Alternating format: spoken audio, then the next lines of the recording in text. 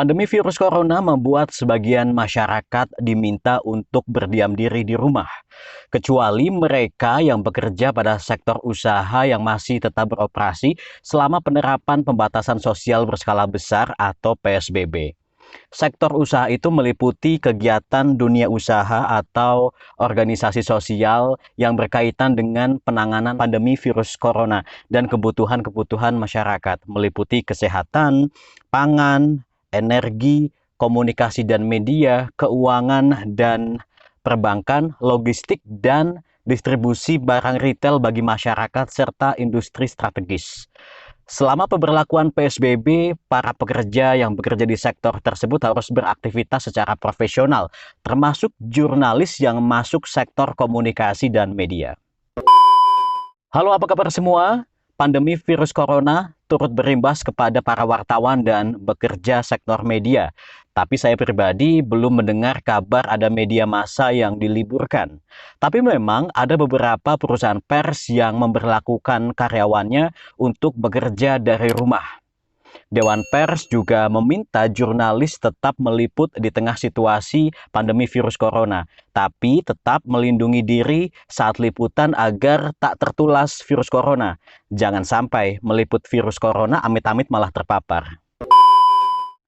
Virus corona saat ini bisa dibilang ujian luar biasa untuk bangsa. Para jurnalis baik cetak, radio, online, hingga televisi turut mengkampanyekan melawan virus corona. Di antaranya dengan menyebarkan informasi ke khalayak secara akurat dan kredibel. Mengedepankan asas membangun motivasi dan semangat kepada para masyarakat menghadapi pandemi virus corona dalam pemberitaan yang dibuat. Ini penting karena masyarakat sangat butuh ketenangan dan rasa percaya diri yang tinggi. Secara psikologi masyarakat butuh itu dan jurnalis menjadi ujung tombaknya. Jurnalis ikut berperang melawan penyebaran virus corona, namun dengan cara menyebarkan informasi yang benar.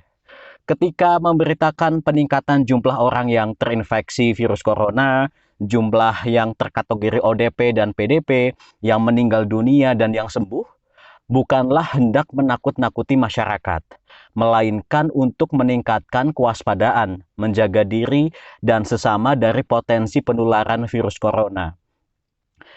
Informasi yang simpang siur mengenai COVID-19 diyakini memicu munculnya perasaan cemas, stres, dan tertekan di kalangan masyarakat.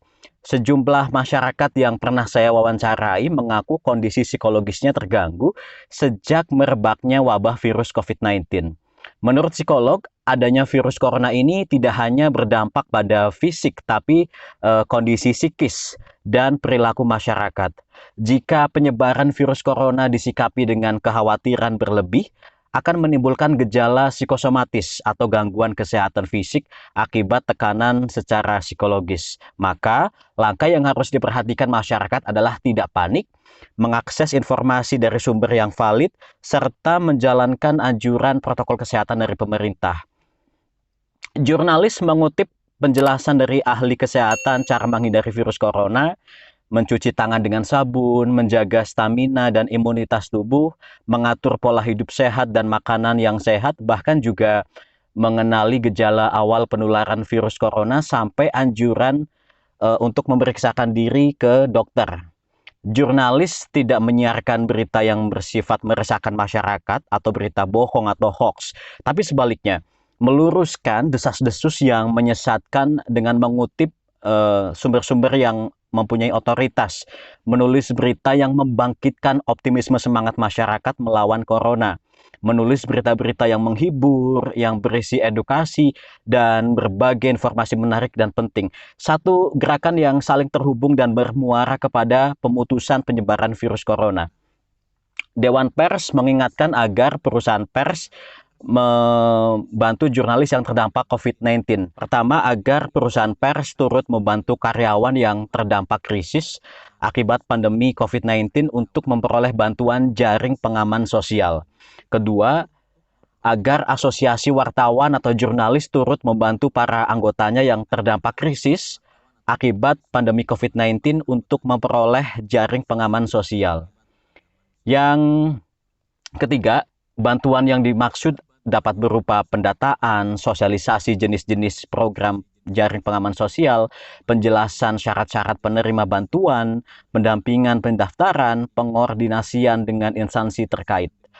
Yang keempat, agar perusahaan pers dan asosiasi wartawan atau jurnalis untuk berkoordinasi dengan Dewan Pers terkait permasalahan yang tadi.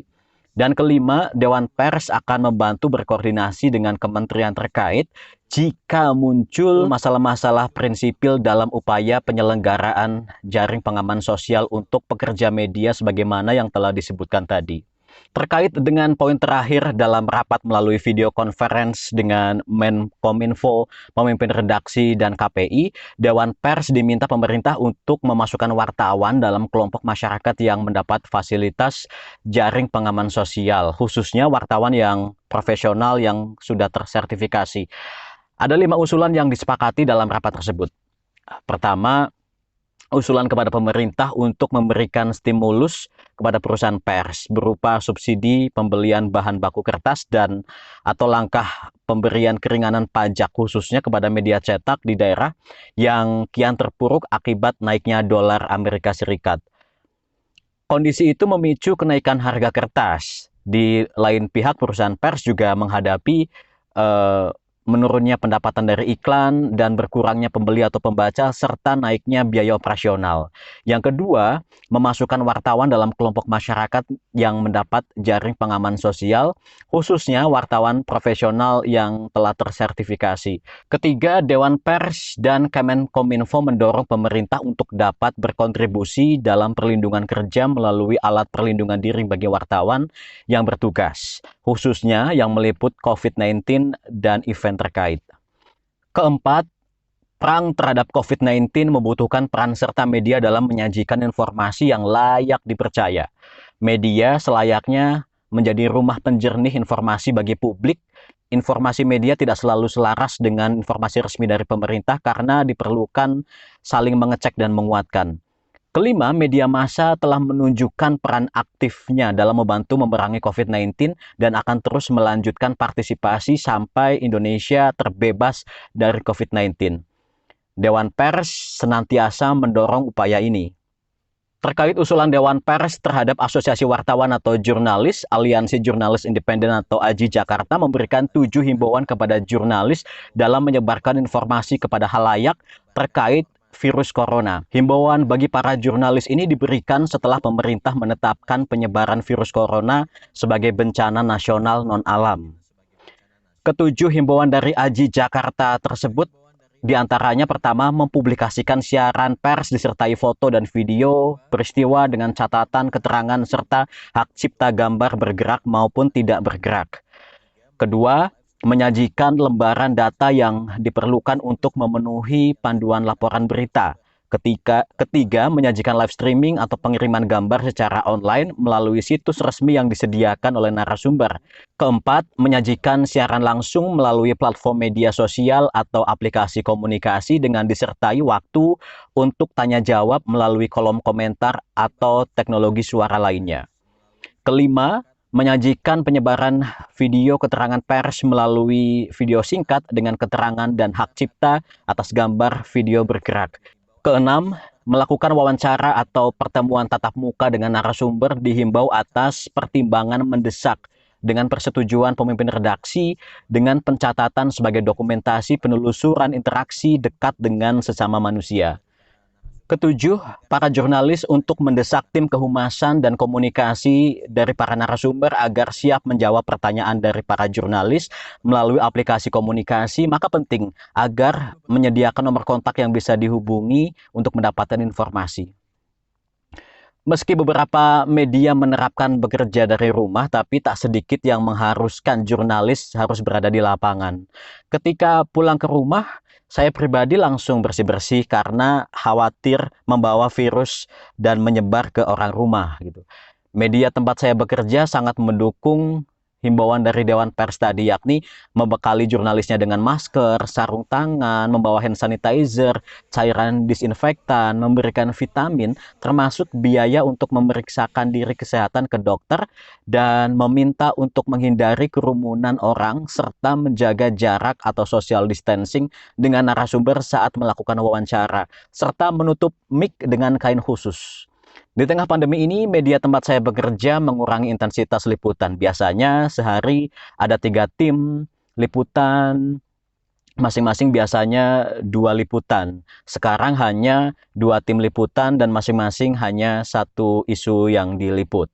Terus ada kebijakan untuk bekerja dari rumah. Bekerja dari rumah ini seperti misalnya riset, isu-isu liputan yang menarik. Terus kantor juga memberikan hari di mana istilahnya ada standby atau membuat rilis-rilis dari instansi atau para narasumber.